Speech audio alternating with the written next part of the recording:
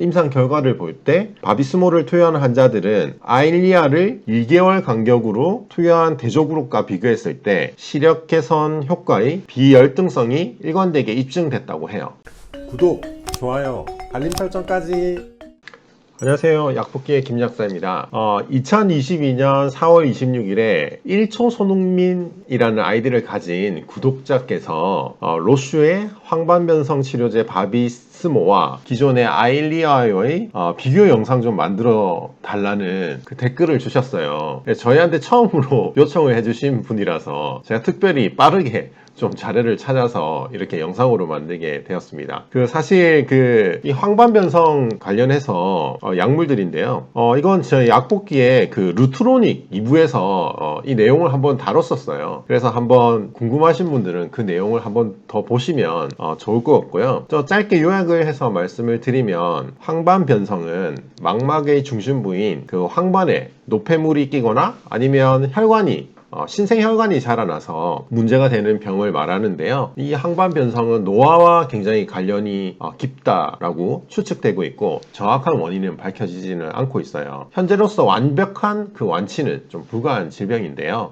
먼저 이 치료 약물로는 아바스틴, 그리고 루센티스, 아일리아 이렇게 세 가지가 있고요. 각 전부 다 아바스틴 을 통해서 혈관 내피 성장인자 VEGF를 억제하고 병의 진행을 막는 방식의 약들입니다. 아바스틴 이후에 루센티스나 아일리아 같은 경우에는 황반변성에 특화해서 분조 구조를 변형해서 루센티스랑 아일리아를 만들게 되는데요. 이 루센티스와 아일리아의 가장 큰 차이는 치료 주기에 있다고 보시면 돼요. 루센티스는 매달 1회, 그리고 아일리아는 2개월마다 1회를 투여하게 됩니다. 사실 이 약물들의 가장 큰 문제는 약이 비싸다는 거예요. 두 약물 모두 황반변성에 사용하는 경우 약가가 거의 80만원 정도 수준이거든요. 그래서 환자는 10% 수준인 8만원만 부담하면 되는데 보험도 까다롭고 또 적용이 안 되는 경우가 많고 또 당뇨병성 황반부종의 경우는 환자 부담이 최소 40에서 60%인 40만원 정도까지 수준이 올라가기 때문에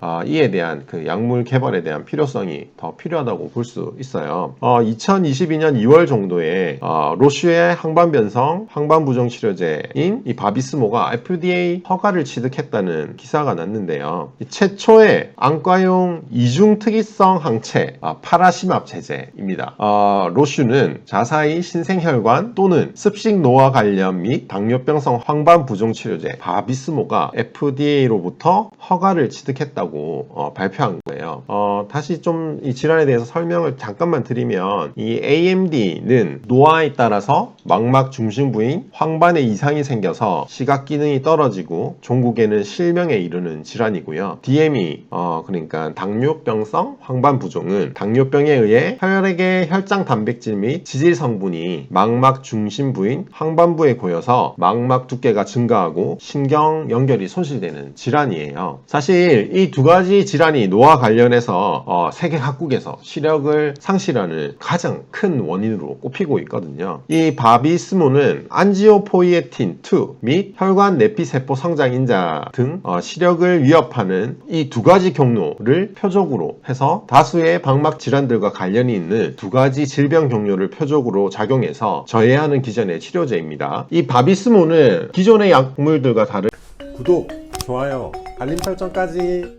투여한 이후 1에서 4개월 간격으로 투여해 시력을 개선 유지하는 치료제라고 해요. 그러니까 좀 투여하는 주기가 좀 더 늘어났다고 볼 수 있는 거죠. 이것을 개발 임상 3상을 진행한 박사님은 최초의 안과용 이중특이성 항체가 확보된 것이다. 이것을 통해서 시력을 개선할 수 있을 뿐만 아니라 시간이 흐름에 따라 주사 횟수를 낮춰서 치료 부담을 낮출 수 있는 치료제라고 말씀해 주셨거든요. 물론 이 FDA 허가를 낸 거는 4건의 임상 3상 시험을 통해서 전부 다 긍정적인 결과가 나왔던 것 같아요. 그 결과를 바탕으로 바비스모가 발매가 승인됐다고 합니다.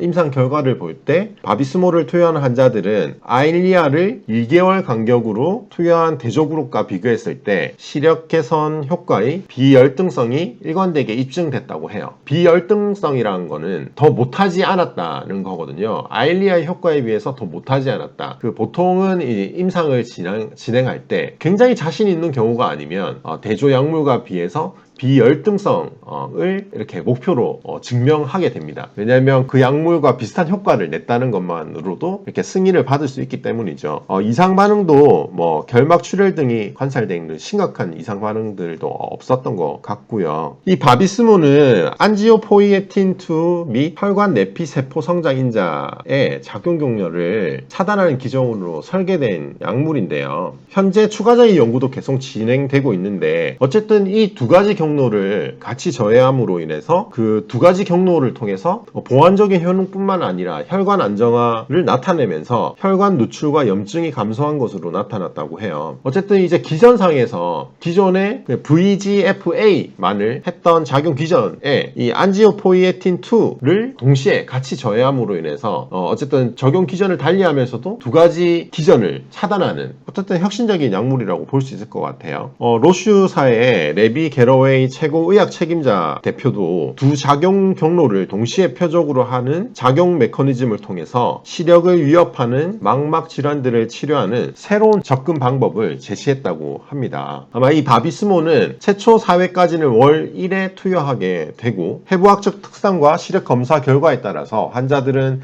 2개월, 3개월 또는 4개월 간격으로 맞을 수 있게 된다고 해요. 그리고 당뇨병성 환방부종 같은 경우에는 아마 좀 더 자주 아마 투여해야 하는 것 같고요. 아마 지금 FDA 승인을 받았지만 계속해서 투여했을 때 어떻게 된다더지 장기적 투약에 대한 내약성과 장기 안전성들을 위해서 아마 임상들은 계속 진행되고 있는 것 같고요. 아마 미국에서는 이미 공급이 아마 시작됐을 것 같아요. 벌써 기사가 난 지 한 두세 달이 지났으니까 벌써 미국에서는 아마 공급이 진행되고 있는 상황일 것 같습니다. 조금 내용이 어려울 수도 있는데 한번 좀 정리를 해보면 기존의 그 약물보다 치료기간을 연장할 수 있기 때문에 최대 4개월 간격으로 이렇게 투여할 수 있기 때문에 비싼 약을 이렇게 자주 안 넣게 되면 고객들에서도 경제적인 부담을 완화시켜주고 그리고 병원을 내원해야 되는 등 그런 좀 불편함을 감소시킬 수 있다는 점. 그리고 작용 기존의 특이성으로 인해서 어쨌든 치료에서 선택지를 넓혀준다. 그리고 더 좋은 효과를 볼 수도 있을 것 같다라는 그러한 것들이 아마 연구를 통해서 더 나타날 것 같고요. 하지만 제가 좀 볼 때는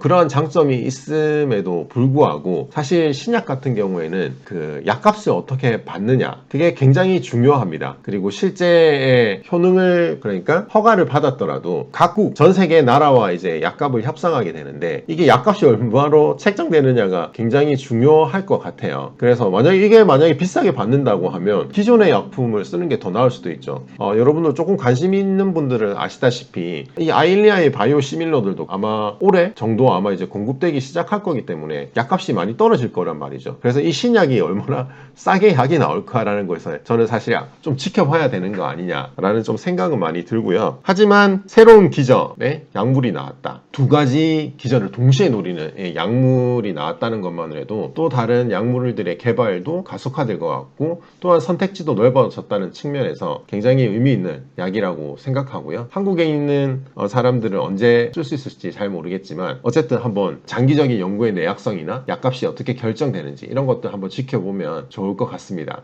질문을 남겨주신 거에 대해서 간단하게 자료를 찾아보고 말씀을 드렸는데요. 얼마나 만족스러우셨는지는 잘 모르겠지만 가지셨던 궁금증에 좀 좋은 답이 되었으면 좋겠습니다.